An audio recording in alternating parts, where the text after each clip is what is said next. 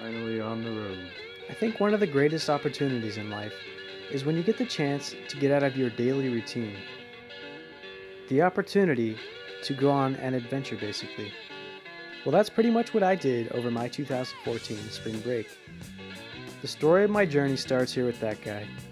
His name is Justin, and I've known him for about 9 years now. Our plan was a camping trip, but I feel that it was a mix between going on a road trip and camping. Here's what we did in sum. We got a rental car and drove a bunch of different places every day. You can stop listening here because essentially that's pretty much what we did. But I'm going to move on and push forward to our first location. We arrived as the sun started to set. Tecopa, California. We came to Tecopa to explore these mines we learned about off of YouTube. Apparently they were operational back in the 1940s. Another run, load my trunk with moonshine and whiskey. I am a brave, good like a sun.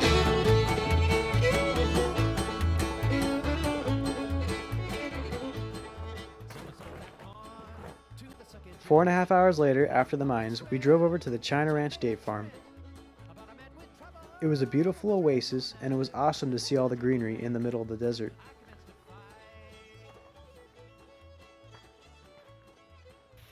The last night in Tecopa, we played music and shot off fireworks. That's what we light birthday cakes with at work.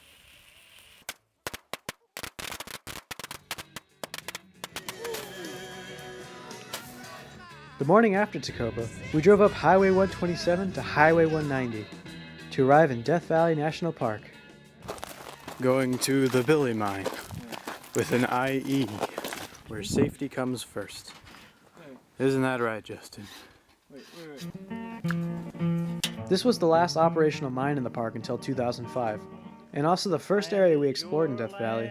This land is my land, from the California to the New York Island, from the Redwood Forest to the From there we went to Dante's Peak, This land was made for you and me. the Artist Palette, As I went a walking that ribbon of highway, and Badwater, I saw which apparently is noted as the lowest point in North America. Skyway, saw below If you could take anything from this video, just know that Badwater is at negative 282 feet below sea level. for you and me. Just like a gardener.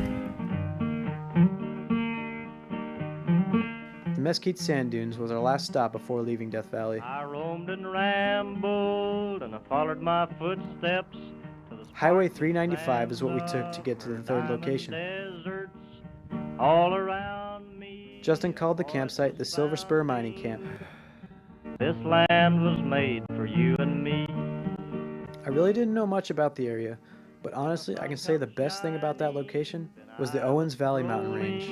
In the wheat fields I found it to be an absolutely stunning view. clouds rolling, the voice was chanting. The funny part of this trip is the first few locations were all planned out by Justin, This land was made for you. and we left the last few days for just doing whatever.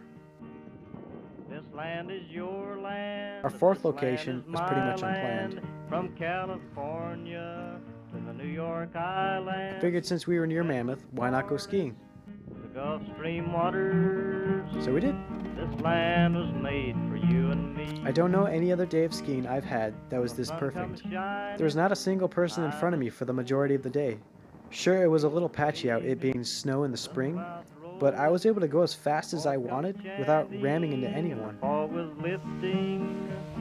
Justin took lessons that day, as it was his first time snowboarding. And he wipes out. Thinking about the trip, I realized we did a lot over 7 days.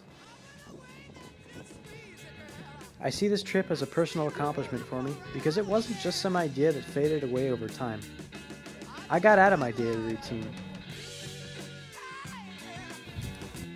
explored an abundance of things, and along the way,